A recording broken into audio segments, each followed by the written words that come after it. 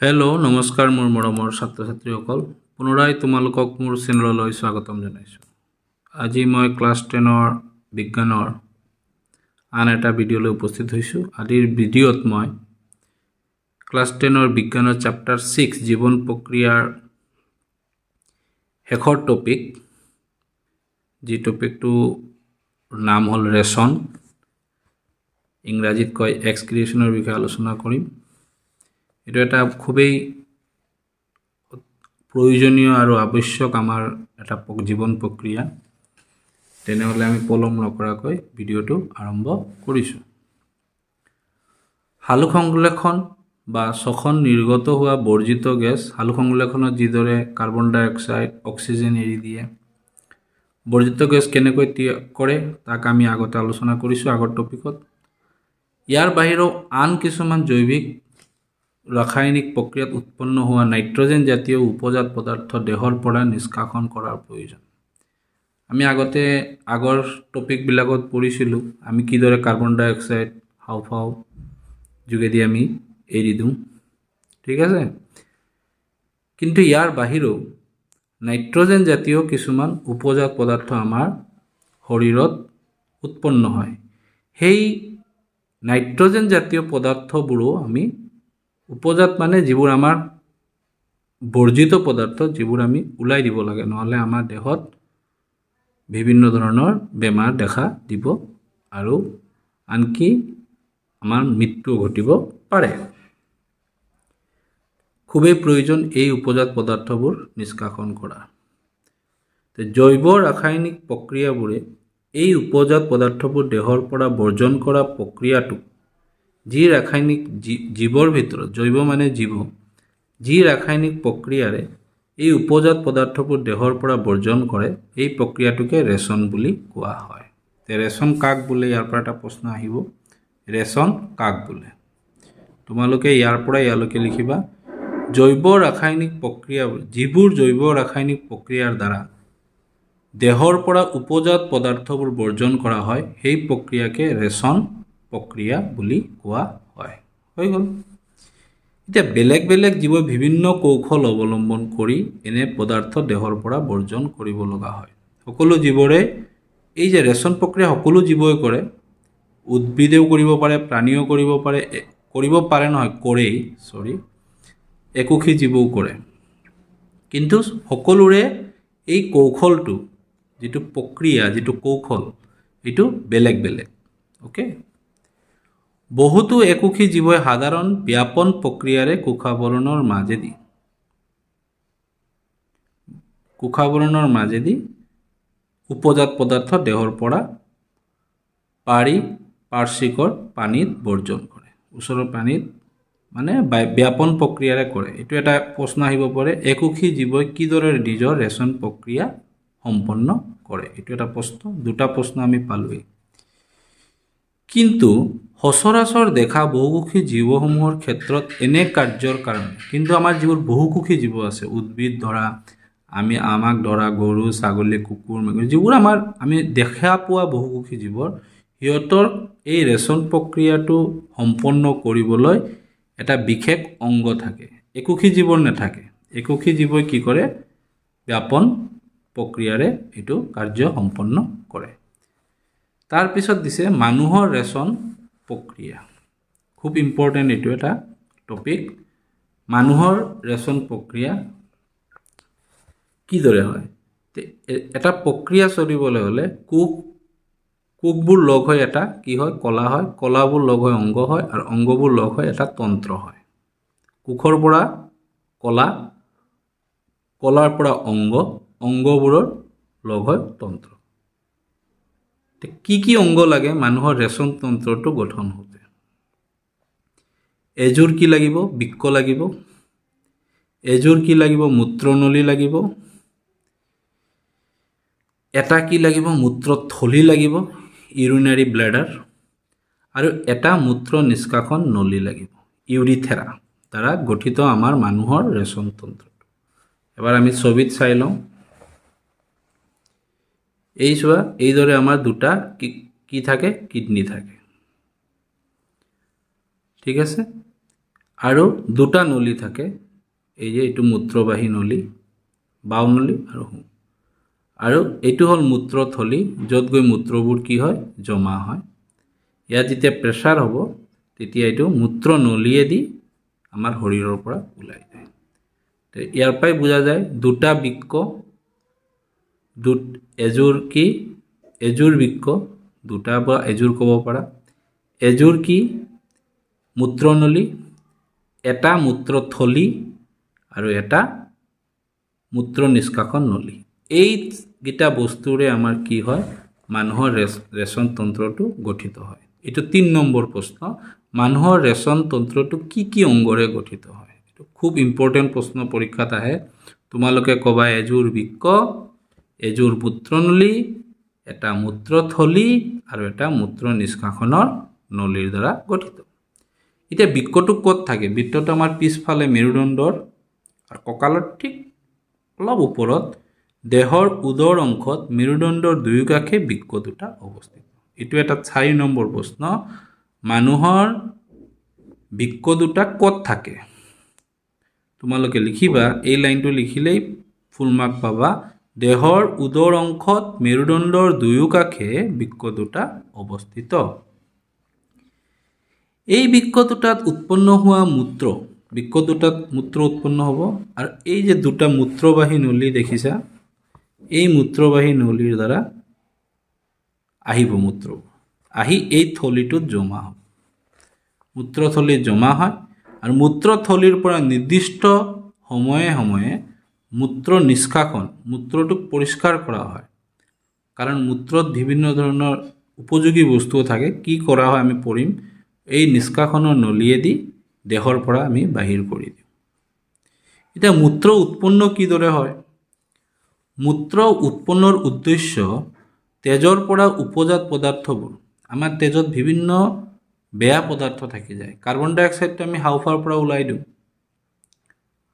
তে বাকি যে নাইট্ৰজেন জাতীয় ইউৰিয়া এইদৰে বহুত উপজাত পদাৰ্থ আমাৰ তেজত থাকি যায় এইবোৰ পদাৰ্থবোৰ সেকা হয় সেকনি দ্বাৰা যেটাকে আমি চাপাত সেকো চাহ বনাওঁতে ঠিক তেনেদৰে সেকাৰ কামটো কৰা হয় সেকি বাহিৰ কৰি দিয়া হয় ওকে হাওফাওৰ তেজৰ পৰা কাৰ্বন ডাই অক্সাইড বাহিৰ কৰা দৰে আমি যেনেদৰে তেজৰ পৰা কাৰ্বন ডাই অক্সাইডটো হাওফাওৰ যোগেদি উলিয়াই দিওঁ দেহৰ পৰা ওকে ঠিক তেনেদৰে নাইট্ৰজেন জাতীয় উপজাত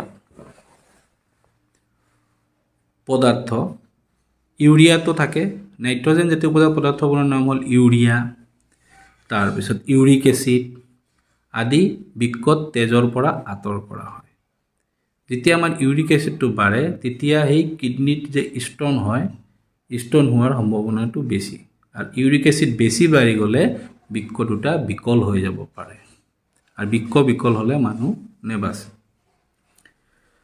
তে হাওফাওৰ যিদৰে অসংখ্য ৰক্তজালিকা সৰু সৰু ৰক্তনলিকাৰে ৰক্তজালিকা থাকে হাওফাওত তাৰ মাজেৰে আমাৰ এইবোৰ চলি থাকে প্ৰক্ৰিয়াবোৰ বিভিন্ন কোষত যে কাৰ্বন ডাই অক্সাইড সৃষ্টি হয় এইবোৰ আমি এই ৰক্তজালিকাৰ সহায়ত কিদৰে উলিয়াই দিওঁ এইবোৰ আমাৰ আগৰ টপিকবিলাকত আমি আলোচনা কৰিছিলোঁ তেনেদৰে বৃক্কতো অসংখ্য পাতল বেৰৰ ৰক্তজালিকা থাকে বৃক্কতো এইদৰে সৰু সৰু ৰক্তজালিকা থাকে এই ৰক্তজালিকাবোৰ বৃক্কত লগ লাগি এটা কি হয় কাপ সদৃশ নলিকা গঠন হয় এটোৰ আগত মই এবাৰ ছবিটোতে অলপ তোমালোকক আলোচনা কৰি বুজাই আছো চাবা ছবিটো ভালকে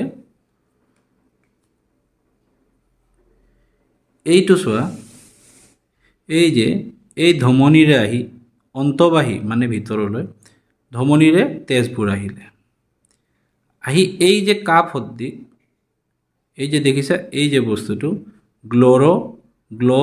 গ্ল'মেৰুলাছত সোমালে আৰু যিটো অংশত সোমাই এই অংশটো এই নলীটো অলপ শকত আৰু এই পিনে ওলাই যায় এইবোৰ তেজ এইবোৰ যেনেকুৱা আমাৰ ধমনী হীৰা তেজৰ এইটো মেইন নহয় মেইন হ'ল এই ইয়েলো কালাৰটো এই পিনেহে মূত্ৰ গৈ আছে এইবোৰতো তেজ গৈ আছে কাৰ্বন ডাই যুক্ত তেজ অক্সিজেন যুক্ত তেজ এইবোৰ আমি পঢ়িছিলোঁ হেপাত এই জায়গাটো অলপ শকত থাকে হুমুৱাৰ জায়গাটো আৰু ইয়াতে আহি যায় তেজবোৰ ক'ত আহি যায় গ্ল'মেৰুলাছ তাৰ পিছত আৰু ওলাই যোৱাটোৰ অংশটো অলপ সৰু হয় সেইকাৰণে ইয়াতে কি হয় চাপৰ সৃষ্টি হয় আৰু চাপৰ পৰা আৰু ইয়াতে সৰু সৰু ৰক্তজালিকা দেখিছা থুপ থাকে এইবোৰকে কি কোৱা হয় গ্ল'মেৰুলাছ তাতে এতিয়া কাপ সদৃশ এটা আকাৰ আছে ইয়াত এই কাপ সদৃশ এটা নলিকা আছে তাক কয় বৌমানছ কেপচুল বুলিও কোৱা হয় আৰু এইটো গ্ল'মেৰুলাছ ওকে আৰু এই দুটাক একেলগে আমি কি কয় মালফিজিয়ান কেপচুল বুলি কোৱা হয় গ্ল'মেৰুলাছ আৰু বৌমানছ কেপচুলক একেলগে মালফিজিয়ান কেপচুল বুলি কোৱা হয় ইয়াতে চাপ বেছি হোৱাৰ কাৰণে ইয়াৰ পৰা এই বস্তুটো ফিল্টাৰেট হয় ফিল্টাৰেট মানে কি অসমীয়াত পৰিশ্ৰুত হয় এই নলিকাত আহি যায় ওকে এই নলিকাত বিভিন্ন পাক থাকে এই যে নলিকাটোত যে পাক আছে প্ৰথম যেটো বৌমানছ কেপচুলৰ পৰা যেটো প্ৰথম নলিকা যেটো পায় পাক থকা নলিকা তাক ইংৰাজীত কয় প্ৰক্সিমেল কনভিউলেটেড টিউবল প্ৰক্সিমেল পিচিটি বুলি কয় কি কয় পিচিটি কৈ আছো এটো কয় প্ৰক্সিমেল কনভিউলেটেড টিউবল তোমালোকৰ কিতাপত এটো দিয়া নাই এটো জানি লবা পিচিটি আৰু অসমীয়াত এটো কোৱা হয়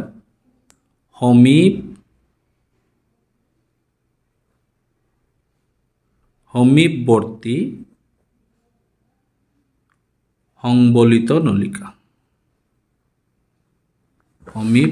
সংবলিত নলিকা ওকে মই ইয়াতে এটা আঁকিছো চোৱা এই যে এইটো হল আমাৰ বৌমানছ কেপচুল আৰু ইয়াৰ ভিতৰত আমাৰ কি আছে এইটো তোমালোকে চোৱা গ্ল'মেৰুলাছ আছে প্ৰথম যেটো এইদৰে পাক খোৱা নলি পাবা এটো কয় পিচিটি বা কি কয় সমীপৱৰ্তী সংবলিত নলিকা সমীপ মানে ওচৰত আছে পাক খোৱা এটা ওচৰত আছে এটা দূৰত আছে ওকে দূৰটোক দূৰৱৰ্তী কবা দূৰৱৰ্তী সংবলিত নলিকা এটোক ইংৰাজীত কয় ডিচিটি মানে ডিষ্টেল কনভিউলেটেড টিউবল গম পালা আৰু এটা ইউ শেপ আছে মানে পিচিটিৰ পৰা আহি সেই যে পৰিশ্ৰুত হল ইয়াৰ পৰা যেটো বৌমানছ কেপচুলৰ পৰা পৰিশ্ৰুতখিনি ইয়াতে আহি সোমালে এই নলিকাত পিচিটিৰ পৰা আহি এইদৰে ইউ শেপৰ এটা যাব তাক কয় লুপ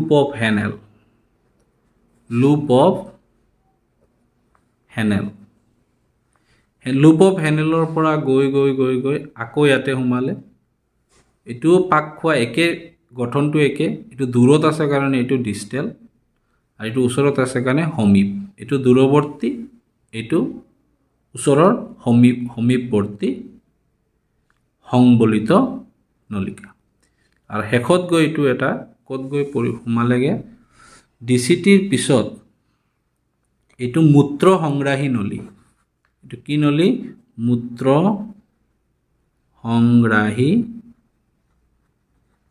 নলী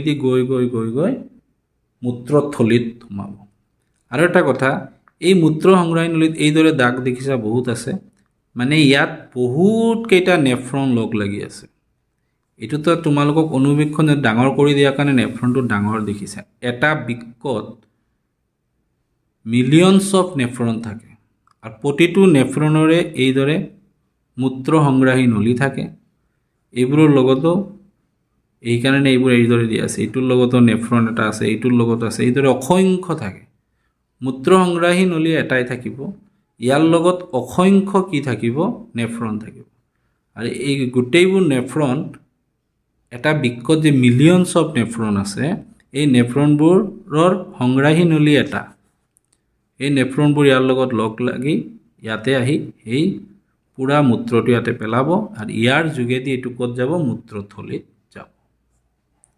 জানিবলগীয়া কথা, কিতাপত কিছুমান কথা দিয়া নাই, PCT DCT।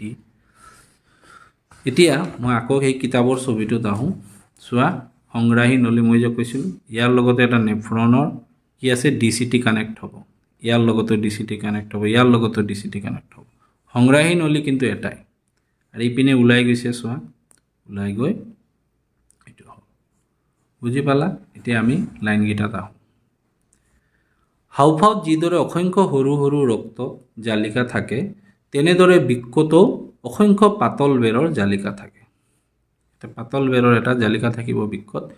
এই ৰক্ত জালিকাবোৰ বৃক্কত লগ লাগি কাপ সদৃশ নলিকা, এই যে কাপ সদৃশ নলিকা গঠন কৰিলে, এনে নলিকাবোৰ তেজ চেকাত সহায় কৰে। আৰু প্ৰতিটো বৃক্কত এনেদৰে অসংখ্য নলিকাৰ একক থাকে। এই গোটেই এটা ডাঙৰকৈ দেখুওৱা হৈছে কাৰণে আমি ডাঙৰ দেখিছোঁ, এইবোৰ চব এটা এটা সৰু সৰু একক। এটা বৃক্কত এইদৰে অসংখ্য একক থাকে আৰু এইবোৰক কি কোৱা হয়? একেলগে নেফ্ৰন বোলে। নেফ্ৰন কাক বোলে? আন এটা নাম্বাৰ 5 প্ৰশ্নটো আহিলে। এই নেফ্ৰনবোৰৰ ইটো সিটোৰ লগত সংগবদ্ধ হৈ থাকে। নেফ্ৰনবোৰে প্ৰাথমিক অৱস্থাত, প্ৰথম অৱস্থাত নেফ্ৰনে কি কৰিলে? মই ক'লোঁ যে নেফ্ৰনত ইয়াৰ পৰা আহি তেজ আহি ইয়াতে সোমালে। প্ৰথম ক'ত সোমালে? গ্ল'মেৰুলাছত। গ্ল'মেৰুলাছত প্ৰেছাৰ ক্ৰিয়েট হ'ল, চাপ সৃষ্টি হ'ল। তাৰ পৰা ব'মান্স কেপচুলত গ'ল। ব'মান্স কেপচুলত চাপটো বাঢ়ি গ'ল কাৰণ এই নলীটো ডাঙৰ, এই ওলাই যোৱা নলীটো সৰু। এইপিনে তেজখিনি ওলাই গ'ল আৰু এইপিনে পৰিশ্ৰুত হয় এই নলীত সোমাই গ'ল। ক'ত সোমালে? সমীপৱৰ্তী সংবলিত নলিকা। মই ডাইৰেক্ট PCT বুলি কওঁ, প্ৰক্সিমিয়েল কনভিউলেটেড টিউবুল। তাতে সোমালে, সোমাই এইটো হ'ল। কিন্তু এইবোৰ সোমাওঁতে ইয়াত কিছুমান আমাৰ শৰীৰৰ বাবে অতি উপযোগী কিছুমান বস্তু, ভিটামিন, এমিন এচিড আৰু উপযোগী বস্তু কিছুমানো ইয়াতে আহি গ'ল, যিবোৰ আমাৰ শৰীৰৰ কাৰণে দৰকাৰী। ইয়াতে লিখিছে, চোৱা, নেফ্ৰনবোৰে প্ৰাথমিক অৱস্থাত গ্লুক'জ, এমিন এচিড, লৱণ, প্ৰচুৰ পৰিমাণৰ পানী চেকি লোৱাৰ পাছত পাছৰ নলিকাৰ অংশত, ইয়াতেতো চেকি ল'লে, চেকাৰ পিছত এই নলিকাবোৰত গ'ল। ব'মান্স কেপচুল আৰু গ্ল'মেৰুলাছত চব চেকা হৈ গ'ল, চেকা হৈ ইয়াতে গ'ল পৰিশ্ৰুত। ইয়াতে কি হৈ গ'ল? পানী চেকি লোৱাৰ পিছত পাছৰ নলিকা অংশত অধিশোষণ কৰি লয়। আকৌ যিবোৰ এই নলিকাবোৰত PCT, মই কওঁ, এই যে PCT, DCT আৰু লুপোফেনেলত দৰকাৰী বস্তুবোৰ আকৌ অধিশোষণ কৰি লোৱা হয়, দৰকাৰী বস্তুবোৰ ৰাখি লোৱা হয়। ৰাখি অদৰকাৰী বস্তুবোৰহে মূত্ৰ সংগ্ৰাহী নলীত পঠাই দিয়া হয়। মানে যেতিয়া চেকি লয় তেতিয়া আমাৰ উপযোগী বস্তু, ভিটামিন, কিছুমান খনিজ লৱণ এইবোৰো আহি যায়। এই পৰিস্থিতিত এই তিনিটা অংশত কি হয়? আকৌ পৰিশোধন কৰা হয়, পুনৰাই এইবোৰক শোষণ কৰা হয়, দৰকাৰী বস্তু অধিশোষণ কৰি লয়। দেহত কিছুমান অতিৰিক্ত পানী থাকে আৰু কিমান পৰিমাণৰ দ্ৰৱীভূত বৰ্জিত পদাৰ্থ তেজত থাকে তাৰ ওপৰত নিৰ্ভৰ কৰি পানীভাগ অধিশোষণ কৰি লয়। এইটো পৰীক্ষাত আহে, পানীভাগ অধিশোষণ কিহৰ ওপৰত নিৰ্ভৰ কৰে? আমাৰ দেহত কিমান অতিৰিক্ত পানী আছে? আমি যদি পানী বেছি খাওঁ, সেইটো এটা অধিশোষণৰ মাত্ৰাটো বাঢ়ি যাব। আৰু পানীত কিমান বৰ্জিত পদাৰ্থ, আমাৰ তেজত কিমান বৰ্জিত পদাৰ্থ দ্ৰৱীভূত হৈ আছে, এই দুটা কাৰকৰ ওপৰত পানীৰ অধিশোষণ নিৰ্ভৰ কৰে। পৰীক্ষাত আহে, নেফ্ৰনত পানীভাগ অধিশোষণৰ কিহৰ ওপৰত নিৰ্ভৰ কৰে? কি কি কাৰকৰ ওপৰত নিৰ্ভৰ কৰে? তোমালোকে তেতিয়া লিখিব লাগিব, দেহত কিছুমান অতিৰিক্ত পানী, কিমান পৰিমাণৰ অতিৰিক্ত পানী আছে আৰু কিমান পৰিমাণৰ দ্ৰৱীভূত বৰ্জিত পদাৰ্থ তেজত আছে, এই দুটা কথা তোমালোকে লিখিব লাগিব। ঠিক আছে, হৈ গ'ল। প্ৰতিটো বৃক্কত উৎপন্ন হোৱা মূত্ৰ নেফ্ৰনৰ দীঘল নলিকাটো গম পালাই, সংগ্ৰাহী নলিকা। এইটো সংগ্ৰাহী নলিকা, দীঘল নলিকাৰ পৰা মূত্ৰ নলীলৈ সোমায় আৰু মূত্ৰ নলীৰে আহি বৃক্ক দুটাই মূত্ৰথলীৰ লগত সংযুক্ত কৰি ৰাখে আৰু মূত্ৰথলীত জমা হৈ থাকে আৰু মূত্ৰথলীত চাপৰ ফলত মূত্ৰনলীৰে মূত্ৰ বাহিৰলৈ ওলাই আহে। এইটোৱে আছিলে নেফ্ৰনৰ কাৰ্য গঠন চব হৈ গ'ল। এতিয়া মূত্ৰথলীটো আমাৰ পেশীযুক্ত এটা। পেশীবোৰ কি আমি সেনচিটিভ হয়, যেনেকুৱা এইটো পেশীযুক্ত আঙুলিটো মই নিজৰ মতে কণ্ট্ৰল কৰিব পাৰোঁ। ওকে, সেইকাৰণে আগতে উল্লেখ কৰাৰ দৰে ই স্নায়ুৰ দ্বাৰা নিয়ন্ত্ৰিত হয়। সেইবাবে আমি পেচাবৰ কৰা তাৰণাক নিয়ন্ত্ৰণ কৰিব পাৰোঁ। পৰীক্ষাত এইটো আহে, মানুহে কিয় পেচাব কৰা তাৰণাক, আমি পেচাব লাগিছে কিবা এটা জৰুৰী কাম কৰি আছোঁ, অলপ পিছত যাওঁ, আমি নিজক কণ্ট্ৰল কৰিব পাৰোঁ, অলপ ৰখাব পাৰোঁ। কিয় ৰখাব পাৰোঁ? কাৰণ এইটো পেশীযুক্ত এটা, মূত্ৰথলীটো এটা কি যুক্ত? পেশীযুক্ত। আৰু এইটো পেশীযুক্ত বস্তুবোৰ কিহৰ দ্বাৰা নিয়ন্ত্ৰিত হয়? স্নায়ুৰ দ্বাৰা। সেইকাৰণে আমি এইটোক নিয়ন্ত্ৰিত কৰিব পাৰোঁ। এইখিনি আছিলে মানুহৰ ৰেচন প্ৰক্ৰিয়াৰ কথাসমূহ। তাৰপিছত আছে ইয়াতে কৃত্ৰিম বৃক্ক। এতিয়া চোৱা, নেফ্ৰনৰ কিন্তু ছবি আঁকিবলৈ আহে। ওকে, নেফ্ৰনৰ ছবি আঁকিব আহে। এই ছবিটো দেখিলে এই ৰক্ত জালিকাবোৰ নিদিলেও হয়। এই য়েলো কালাৰখিনি এটা চিম্পলিফাইড এটা ছবি আছে, যিটো মই আঁকি দিম। একেবাৰে ইজি মেথডত তোমালোকে শিকি ল'বা। তো আঁকি আছোঁ মই, আগতে এইখিনি পঢ়ি লওঁ আমি। কৃত্ৰিম বৃক্ক, তোমালোকে শুনিছা চাগে ডায়েলিচিছ, কিছুমানৰ যিবোৰৰ কিডনি বেয়া ডায়েলিচিছ কৰা হয়। জীয়াই থাকিবৰ কাৰণে বৃক্ক হৈছে প্ৰধান অংগ। আমাৰ বহুত অংগই প্ৰধান আছে, লিভাৰো প্ৰধান, এইদৰে বহুত অংগ আছে, হাওঁফাও প্ৰধান, কিন্তু বৃক্ক এটা প্ৰধান অংগ। বৃক্ক বেয়া হ'লে কিন্তু মানুহ নেবাচে। বিভিন্ন কাৰক, যেনে বৃক্কত আঘাত পালা, বৃক্কত কিবা ইনফেকশ্যন হ'ল আদিয়ে বৃক্কৰ ক্ৰিয়াকলাপ কি কৰে? হ্ৰাস কৰি আনে।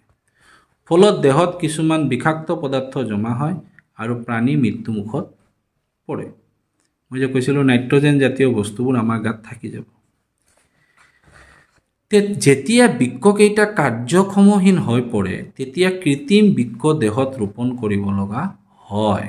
যেতিয়া বৃক্ক দুটা কাম নকৰে, কাৰ্যক্ষমহীন মানে কাম কৰাৰ ক্ষমতা নাথাকে, তেতিয়া কৃত্ৰিম মানে আৰ্টিফিচিয়েল এটা বৃক্ক আমাৰ দেহত লগোৱা হয়।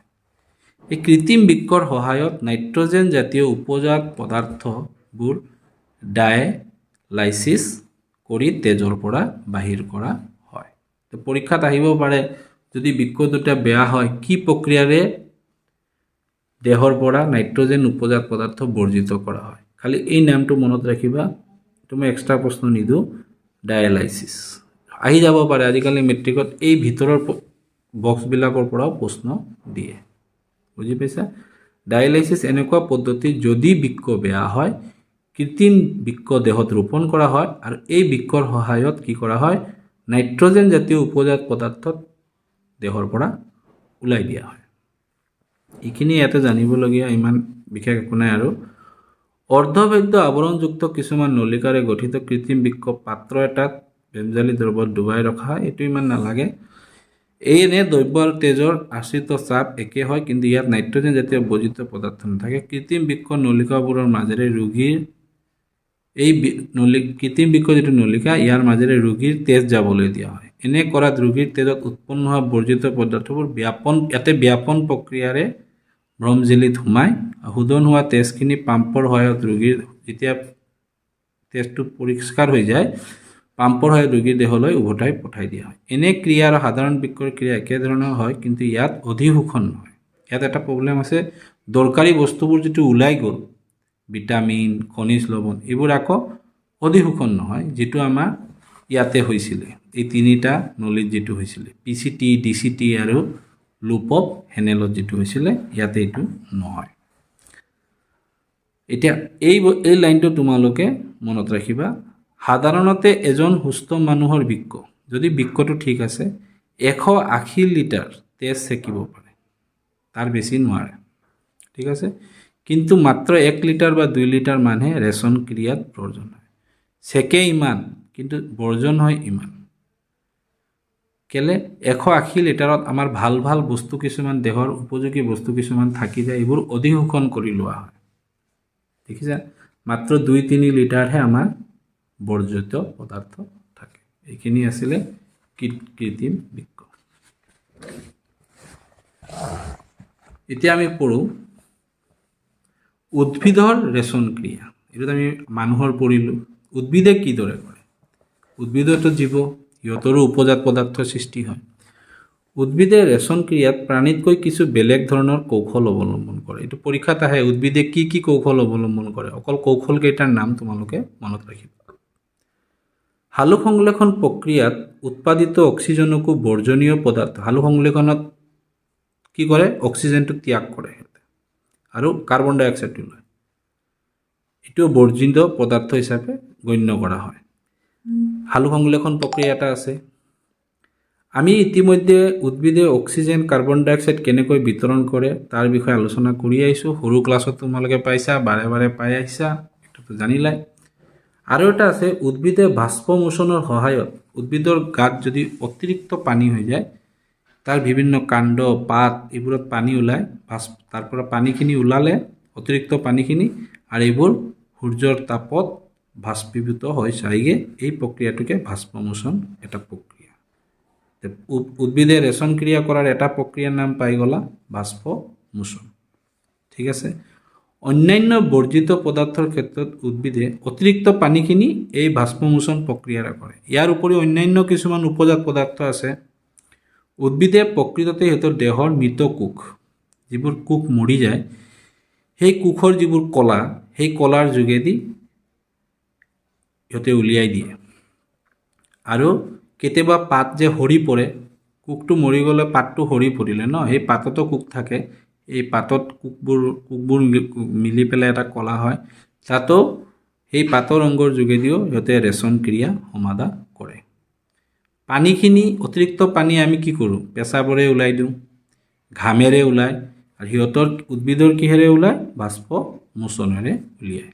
ছেকেণ্ডটো আমি গম পালোঁ, উদ্ভিদে কিহৰ দ্বাৰা ওলায়? মৃত কোষৰ কোষ কলাবিলাকৰ যোগেদি এটা কৰে, আৰু পাত সৰি পৰা পাতৰ দ্বাৰাও সিহঁতে কিছুমান কৰে। প্ৰায়খিনি বৰ্জিত পদাৰ্থ কোষৰ ৰসধানীত সঞ্চিত হৈ থাকে। কোষৰ যিটো ৰসধানীটো তোমালোকে জানা, উদ্ভিদৰ এটা ৰসধানী থাকে। উদ্ভিদৰ ৰসধানীটো ডাঙৰ, এইটো কোষ এনেকুৱা এটা খালী জেগা থাকে, তাতে বৰ্জিত পদাৰ্থবোৰ জমা হৈ থাকে। কেতিয়াবা উৎপাদিত বৰ্জিত পদাৰ্থ সৰি পৰা পাতত সঞ্চিত কৰি ৰাখে। সৰি পৰা পাতত ৰাখি দিয়ে, পাতটো পৰি যায়, পদাৰ্থখিনি ওলাই গ'ল। আৰু কিছুমান বৰ্জিত পদাৰ্থ, বিশেষকৈ পুৰত জাইলেম কলাত ৰাখি দিয়ে। কি হিচাপে থাকে? ৰেজিন আৰু আঠা দেখিছা তোমালোকে, ৰবৰৰ গছত আঠা পোৱা যায়, তাতে থাকে। আঠাবোৰ ওলাই গ'লে, কিছুমান গছ কাটিলে চাবা আঠা জাতীয় বস্তু পোৱা যায়, সেই জাইলেম কলাৰ দ্বাৰাও সিহঁতে কি কৰে? বৰ্জিত পদাৰ্থ উলিয়ায়। এই নামকেইটা তোমালোকে মনত ৰাখিবা। উদ্ভিদে কেতিয়াবা কিছুমান পদাৰ্থ সিহঁতৰ চাৰিওপাশে থকা যিবোৰ মাটি থাকে ন, উদ্ভিদটো থাকে, তাৰ চাৰিওপাশে যিটো মাটি থাকে, সেই মাটিটো উলিয়াই দিয়ে। তোমালোকে যিকোনো গছৰ ওচৰৰ পাজৰৰ মাটিবোৰত চাবা, অলপ গোট বান্ধে, তাতে অলপ তাতেও সিহঁতে কি কৰে? উদ্ভিদে নিজৰ বৰ্জিত পদাৰ্থ উলিয়াই দিয়ে। এতিয়া আমি কিছুমান প্ৰশ্ন কৰোঁ, আৰু এক্সট্ৰা প্ৰশ্ন আৰু প্ৰশ্নাৱলীৰ এই প্ৰশ্নৰ উত্তৰ মই আলোচনা কৰিম।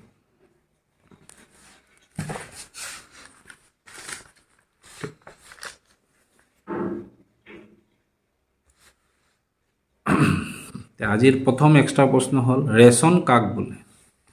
তোমালোকে এইটো লিখি ল'বা। যি জৈৱ ৰাসায়নিক প্ৰক্ৰিয়াৰ দ্বাৰা উপজাত পদাৰ্থবোৰ দেহৰ পৰা বৰ্জন কৰা প্ৰক্ৰিয়াটোকে কি কৰা হয়? ৰেচন বুলি কোৱা হয়। হৈছে। তাৰপিছত 2 নম্বৰ, মানুহৰ ৰেচন তন্ত্ৰটো কিহেৰে গঠিত? মানুহৰ ৰেচন তন্ত্ৰটো এযোৰ বৃক্ক, এযোৰ মূত্ৰনলী, এটা মূত্ৰথলী, থলী হ'ব, আৰু এটা মূত্ৰ নিষ্কাশন নলীৰ দ্বাৰা গঠিত। খুব ইম্পৰ্টেণ্ট এইটো। 3 নম্বৰ, মানুহৰ বৃক্ক দুটা দেহৰ ক'ত অৱস্থিত? বৃক্ক দুটা দেহৰ উদৰ অংশত মেৰুদণ্ডৰ দুয়োকাষে থাকে। হৈ গ'ল। 4 নম্বৰ প্ৰশ্ন, মানুহে প্ৰস্ৰাৱ কৰা তাৰণা কিয় নিয়ন্ত্ৰণ কৰিব পাৰে? এইটো মই কৈছিলোঁ প্ৰশ্নটো। মানুহৰ মূত্ৰথলীটো পেশীযুক্ত, গতিকে ই স্নায়ুৰ দ্বাৰা নিয়ন্ত্ৰিত হয়। সেইকাৰণে আধা হৈছিলে সেইকাৰণে মানুহে প্ৰস্ৰাৱ কৰা তাড়নাত নিয়ন্ত্ৰণ কৰিব পাৰে। ওকে, এইটো তোমালোকে লিখি ল'ব। নাম্বাৰ 5, বৃক্কত কিমান পৰিমাণৰ পানী অধিশোষণ হয়, ই কি কাৰকৰ ওপৰত কিমান পৰিমাণৰ পানী অধিশোষণ হ'ব? বৃক্কত পানী অধিশোষণৰ পৰিমাণ দুটা কাৰকৰ ওপৰত নিৰ্ভৰশীল। এই দুটা হ'ল শৰীৰত কিমান অতিৰিক্ত পানী আছে, তেজত কিমান পৰিমাণৰ বৰ্জিত পদাৰ্থ আছে। মইতো কৈছিলোঁই এইটো। নাম্বাৰ 6, একোষী জীৱই কেনেদৰে ৰেচন কাৰ্য সমাধা কৰে? একোষী জীৱবোৰে সাধাৰণ ব্যাপন প্ৰক্ৰিয়াৰ মাধ্যমেৰে কোষাবৰণৰ মাজেৰে ৰেচন কাৰ্য সমাধা কৰে। কোষৰ চাৰিওপিনে এটা বৰণ থাকে, এই কোষাবৰণ, তাৰ মাজেৰে এই ব্যাপন প্ৰক্ৰিয়াৰে ৰেচন কাৰ্য সমাধা কৰে। এইটো নাম্বাৰ 6।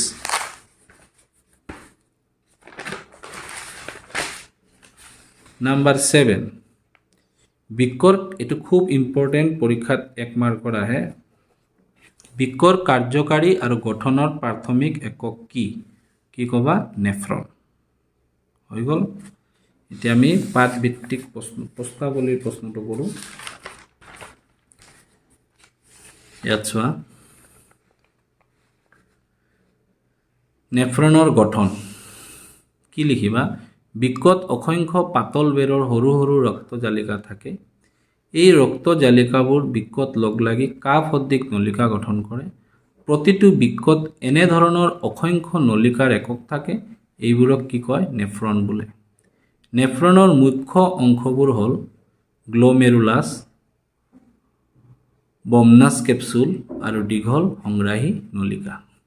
আৰু পিচিটি ডিচিটি এইটো তাৰ লগতে আহে। এইখিনি হ'ল এতিয়া নেফ্ৰনৰ কাৰ্য। নেফ্ৰন হ'ল বৃক্কৰ প্ৰাথমিক কাৰ্যকাৰী একক। নেফ্ৰনে গোটেই বৃক্কৰ কাৰ্যবোৰ কৰে। নেফ্ৰনৰ বিভিন্ন অংশৰ দ্বাৰা, নেফ্ৰনৰ বিভিন্ন অংশ আছে, অলপ আগত আমি ছবিত আলোচনা কৰিছিলোঁ। বৃক্কই মূত্ৰ উৎপন্ন কৰি তেজৰ পৰা উপজাত পদাৰ্থবোৰ, যেনে কি উপজাত পদাৰ্থ? নাইট্ৰজেন জাতীয় উপজাত পদাৰ্থ ক্ৰমে ইউৰিয়া, ইউৰিক এচিড আদি আঁতৰ কৰে। অন্তঃবাহী বৃক্কধমনীৰ যোগেদি তেজ আহি ক'ত সোমায়? প্ৰথম গ্ল'মেৰুলাছত। এই সৰু সৰু ৰক্তজালিকা থাকে। গ্ল'মেৰুলাছত পৰিশ্ৰুত হয়, তাতে এইটো পৰিশ্ৰুত হৈ ক'ত যায়? বমান্স কেপচুললৈ যায়। এই পৰিশ্ৰুত অংশত গ্লুকোজ, এমিন এচিড, লৱণ আদি পানীত দ্ৰৱীভূত হৈ থাকে। যিবোৰ আমাৰ কাৰণে দৰকাৰ, গ্লুকোজ, এমিন এচিড, লৱণ এইবোৰ। তাৰপিছত কি হয়? বমান্স কেপচুলৰ পৰা পৰিশ্ৰুত, এইটোক ইংৰাজীত ফিল্টাৰেট বুলি কয়, মানে ফিল্টাৰেট হৈ যায়, হৈ পেলাই গ্ল'মেৰুলাছত ফিল্টাৰেট হৈ বমান্স কেপচুললৈ যায়। বমান্স কেপচুলৰ পৰা পৰিশ্ৰুত পিছৰ অংশ সমীপৱৰ্তী সংবলিত নলিকা, যাক আমি ইংৰাজীত কৈছিলোঁ প্ৰমেক্সিয়েল কনভিউলেটেড টিউবেল, পিচিটি। পিচিটিৰ পৰা হেনলিৰ লুপ হয়। হেনলিৰ লুপ মই কৈছিলোঁ যে হেনলে লুপ, তোমালোকক ছবিটো বুজাই দিছিলোঁ, হয় দূৰৱৰ্তী সংবলিত নলিকা। দূৰৱৰ্তী কিয়? যিটো দূৰত আছে, যাক কয় ডিষ্টেল কনভিউলেটেড টিউবেল, মানে ডিচিটি, কনভিউলেটেড টিউবেল প্ৰৱেশ কৰে। এই তিনিটা নলিকাৰ মাজেৰে প্ৰবাহিত হওঁতে শৰীৰৰ বাবে প্ৰয়োজনীয় দ্ৰব্যসমূহ আকৌ কি হয়? অধিশোষণ হয়। যিবোৰ প্ৰয়োজনীয় দ্ৰব্য, গ্লুকোজ, খনিজ লৱণ, এইবোৰ আকৌ অধিশোষণ হয়।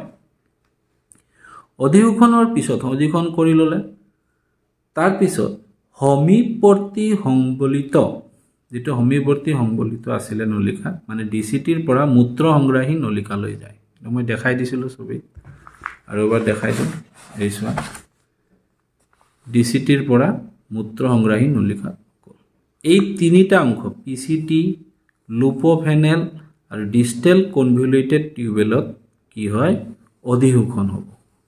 ফিল্টাৰেটবিলাক মানে পৰিশ্ৰুতবিলাক এটাতো ফিল্টাৰেট হৈ গ'ল বমান্স কেপচুলত ফিল্টাৰেট হৈ এই নলিকাত সোমাই গ'ল ইয়াত অধিশোষণ আৰম্ভ হ'ল টোটেল 180 লিটাৰ হয় কিন্তু 2-3 লিটাৰহে আমাৰ মূত্ৰনলীত সংগ্ৰহিত আহে বাকিবোৰ কি হৈ যায় অধিশোষণ হৈ যায় আমি অলপ আগত পাইছিলোঁ সংগ্ৰাহী নলিকাৰ পৰা মূত্ৰ নলিকা দুটা এজোৰ মূত্ৰ নলিকা তাতে যায় পিছত মূত্ৰথলীত জমা হয় আৰু মূত্ৰথলীৰ চাপৰ ফলত মূত্ৰনলীৰে মুত ক'ত ওলাই যায় বাহিৰলৈ ওলাই আহে ইমানখিনি লিখিলে তোমালোকে ফুল মাৰ্ক পাবা আৰু এইটো গঠন এইটো কাৰ্য আৰু লগত ছবি আঁকিব নেফ্ৰনৰ ছবি অহাবাৰ আহিবই মই তোমালোকক কিদৰে তোমালোকে নেফ্ৰনৰ ছবিটো আঁকিবা শৰ্টকাট মই এটা দেখাই আছোঁ প্ৰথমতে এইদৰে কাপ অদ্দিক আঁকিবা এটা কাপ অদ্দিক বনাই ল'বা কাপ অদ্দিক এইদৰে বনালা তাৰপিছত এইটো কেনেকুৱা দিলা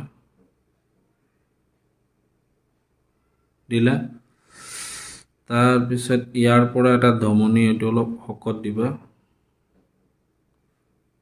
এইটো অলপ শকত হ'ব ইয়াৰ পৰা এইটো অলপ পাতল ধমনী দিলা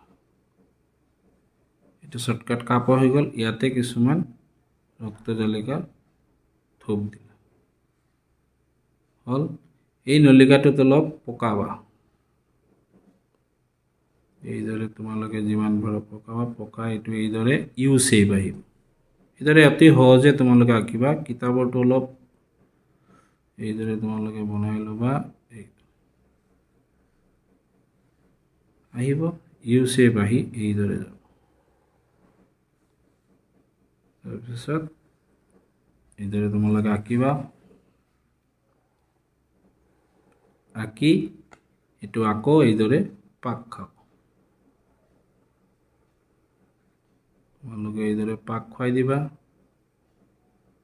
খুৱাই এইটো সংগ্ৰাহী নলীত লগাই দিবা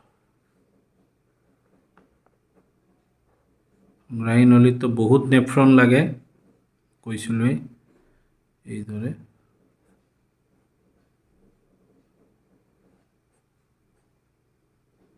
এইদৰে আঁকিলে হৈ বুজি পালা নামবোৰ দিলে হ'ল এইটো আছিলে গ্লোমেৰুলাছ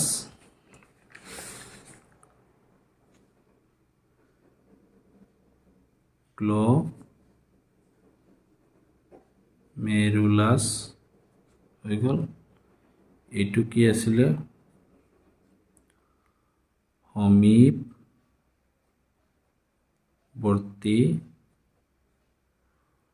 সংবলিত নলিকা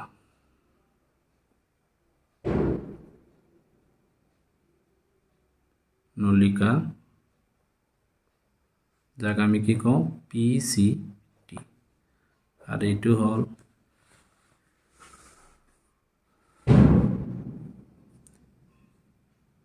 হেনলিৰ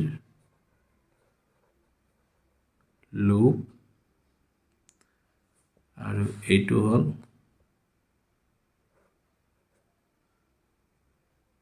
কি দূৰৱৰ্তী সংবলিত নলিকা আৰু এই বস্তুটো হ'ল মূত্ৰ সংগ্ৰাহী নলিকা এইটোৰ নাম মূত্ৰ সংগ্ৰাহী নলিকা এইখিনিয়ে মেইন একচুৱেলি নেফ্ৰনৰ আৰু বাকী তোমালোকৰ যিটো নীলা ৰঙা এইটোতো হ'ল ধমনী হীৰা এইবোৰ তেজৰ নলিকা এইবোৰ নালাগে এইদৰে তোমালোকে চিম্পুল ৱেত আঁকিলে হ'ল আৰু এই কাপ সদৃশটো বমান্স কেপচুল বমান্স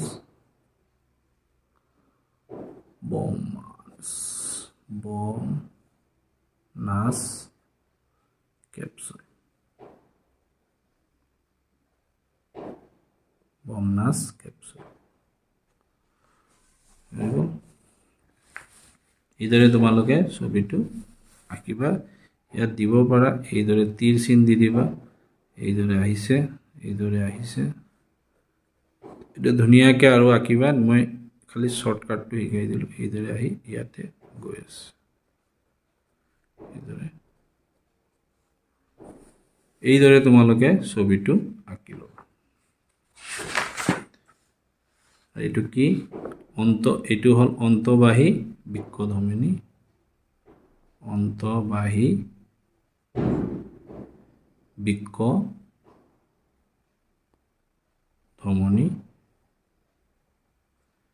আৰু এইটো বহিবাহী বৃক্কধমনী এইদৰে তোমালোকে ছবিটো আঁকিবা ওকে প্ৰথম প্ৰশ্নটো হৈ গ'ল এতিয়া আমি সেকেন্ডটো চাওঁ উদ্ভিদে কি উপায়ে বৰ্জিত পদাৰ্থ ত্যাগ কৰে উদ্ভিদে বৰ্জিত পদাৰ্থ ত্যাগ কৰাৰ উপায়সমূহ হ'ল এটা হ'ল বাষ্পমোচন পাইছিলে মৃত কোষৰ কলাবিলাকৰ যোগেদিও কৰে চাৰিওপাশে থকা মাটি তুলিয়াই দিয়ে হৰি পৰা পাতৰ যোগেদিও বৰ্জিত পদাৰ্থ ত্যাগ কৰে আৰু কিছুমান বৰ্জিত পদাৰ্থ পুৰত জাইলেম কলাত ৰেজিন আৰু আঠা হিচাপে সঞ্চিত কৰি ৰাখি দিয়ে এতিয়া আঠাটো ওলাই তাৰ মাজেৰে এইটো কলা আঠা ওলাই এইখিনি তো লিখি ল'বা নাম্বাৰ 3 কেনেকৈ মূত্ৰ উৎপন্ন পৰিমাণ নিয়ন্ত্ৰণ কৰিব পাৰি তুমি যদি পানী বেছি খোৱা কম খালে মূত্ৰ কম হ'ব দেহত কিমান বেছি খালে দেহত অতিৰিক্ত পানী হ'ব ওলাই যাব লাগিব দেহত থকা অতিৰিক্ত পানীৰ পৰিমাণ এইকাৰণে পানী বেছি খাব কয় পানী বেছি খালে বেছি পেচাব হ'ব বেছি পেচাব হ'লে বেছি আমাৰ যিবোৰ আমি খাদ্য খাইছোঁ তাত যিবোৰ আমাৰ বেছি বিষাক্ত চাব আজিকালি খাদ্যবোৰ আমাৰ কি বেছিভাগ ৰাসায়নিক সাৰ ব্যৱহাৰ কৰে ন তেতিয়া কি হয় এই নেফ্ৰনে সেই ৰাসায়নিক সাৰত বহুত নাইট্ৰজেনটো পৰিমাণটো বেছি থাকে সেইকাৰণে আজিকালি সোনকালে বৃক্ক নষ্ট হয় মানুহে কয় মই একো বেয়া বস্তু নাখাওঁ বৃক্ক কেনেকৈ কি দৰে বেয়া হ'ল এইটো এটা কাৰণ পানী বেছি খালে কি হয়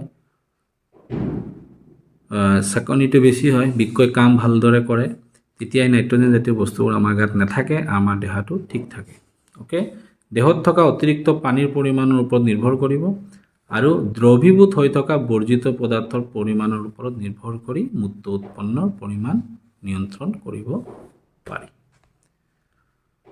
এইখিনি কৈয়ে ইয়ালৈকে আছিল মোৰ ভিডিঅ'টো ইয়াৰ পিছতো যদি তোমালোকৰ কিবা ডাউট থাকে মোক কমেন্ট বক্সত কমেন্ট কৰিবা ভালদৰে পঢ়া শুনা কৰা আৰু মই তোমালোকৰ উজ্জ্বল ভৱিষ্যতৰ কাৰণে ভগৱানৰ ওচৰত প্ৰাৰ্থনা কৰিলোঁ এই কৈয়ে মই তোমালোকৰ পৰা বিদায় দিলোঁ আৰু যদি এতিয়া মোৰ চেনেলটো ছাবস্ক্ৰাইব কৰা নাই ছাবস্ক্ৰাইব কৰি দিবা আৰু পৰাপক্ষত অনুগ্ৰহ কৰি মই ৰিকুৱেষ্ট কৰিছোঁ শ্বেয়াৰ কৰিবা যাতে আমাৰ ছাত্ৰবোৰ বা মোৰ ছাত্ৰসমূহ উপকৃত হয় এই কৈয়ে মই বিদায় ল'লোঁ থেংক ইউ ধন্যবাদ